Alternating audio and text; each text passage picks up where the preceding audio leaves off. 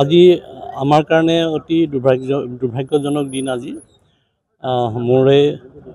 মোৰ ডাঙৰ ভণ্টি জোঁৱাই ৰঞ্জিত ফুকন আজি আকস্মিকভাৱে মৃত্যুক আঁকোৱালি ল'বলগীয়া হ'ল। আমি ভবা নাছিলোঁ যে মোৰ জোঁৱাই ইমান সোনকালে লীলা সম্বৰণ কৰিব।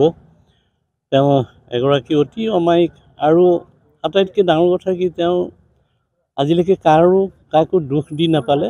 তেওঁ ওৰেটো জীৱন তেওঁ এজন মালিকৰ লগত থাকিয়ে তেওঁৰ জীৱন নিৰ্বাহ কৰিলে, পৰিয়ালটো পোহপাল দিলে। তেওঁৰ দুজনী ছোৱালী, এজনী ছোৱালী মুম্বাইত থাকে আৰু এজনী ইয়াতে থাকে। আৰু এনেকুৱা এজন ব্যৱসায়ী, প্ৰতিষ্ঠিত ব্যৱসায়ী বোকাখাতৰ মহাবীৰপ্ৰসাদ আগৰৱালা, তেখেতে মোৰো খুব নিজৰ দাদাৰ নিচিনা। তেখেতে মোৰ জোঁৱাই ৰঞ্জিত ফুকনক আজি প্ৰায় 20 বছৰ ধৰি পেলাই তেওঁ ৰাখিছে আৰু তেওঁৰ আণ্ডাৰতে এই ব্যৱসায় কৰ্মচাৰী হিচাপে কাম কৰি আছে। গতিকে আজি আমি মৰ্মাহত হৈছোঁ যে ইমান সোনকালে যে সংসাৰ ত্যাগ কৰিলে, তাৰ কাৰণে আমি অতি মৰ্মাহত হৈছোঁ।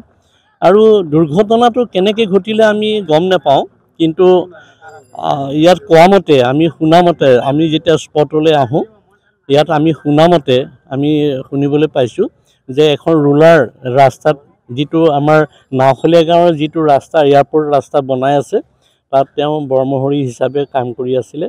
আৰু সেই ৰাস্তাটো বনাওঁতে যিবিলাক পাথৰ ৰোল কৰি আছিলে ৰুলাৰে, সেই ৰুলাৰখনৰ বেক চাইডে তেওঁ স্কুটিখন আছিলে, তেওঁ আছিলে।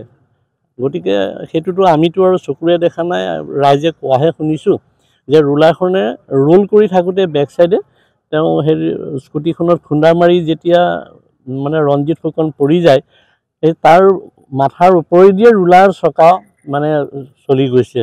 আৰু যেতিয়া ৰুলাৰৰ চকা চলি যায়, তেওঁৰ গোটেই মাথাটোৰ তাৰ ঘিউ পৰ্যন্ত ৰাস্তাত পৰি আছে। গতিকে এইটো এতিয়া কি ক'ম, ক'বলৈ একো ভাষা নাই। আৰু আমি এইটো কাকো এতিয়া আমি সন্দেহ কৰিবলৈও তেনেকৈ নাই।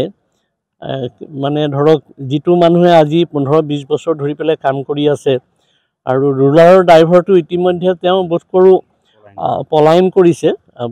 এইটো এটা ওচৰ চুবুৰীয়া বা হেৰিয়াৰ ভয় খায়ে পলায়ন কৰিছে। আৰু ইতিমধ্যে আমি এতিয়া কি বিচাৰোঁ, এটা ইয়াৰ যিটো তদন্ত এটা হোৱাটো ভাল, তদন্ত এটা হোৱাটো উচিত। কাৰণ এক্সিডেণ্ট হ'লেইতো তদন্ত হ'বই লাগিব, নহয় জানো? ইতিমধ্যে আমাৰ ISBT পুলিচ আহিছে আৰু আমাৰ যোৰহাট থানাৰ এডিশ্যনেল SP বোধ কৰোঁ তেখেতো আহি পাইছেহি। আমি তেখেতসকলক অনুৰোধ কৰিছোঁ যে পৰৱৰ্তী পৰ্যায়ৰ যিখিনি অনুসন্ধান কৰিব লাগে, সেইখিনি যাতে অতি সোনকালে অনুসন্ধান কৰি দিয়ক। আৰু আমাৰ ইতিমধ্যেতো মৃত্যু হৈয়ে গৈছে, ইয়াতে কৰ্মৰত, তেওঁ ইয়াতে কৰ্মৰত। এইটো ৰাস্তা যিদিনাখনিৰ পৰাই আৰম্ভ হৈছে, সেইদিনাখনিৰ পৰাই তেওঁ ইয়াতে কৰ্মৰত হৈছে। তেওঁ প্ৰায় 61-62 বছৰমান হৈছে তেওঁৰ বয়স। গতিকে আৰু বিশেষ মোৰ কি ক'ম আৰু এতিয়া ক'বলৈ নাই আৰু।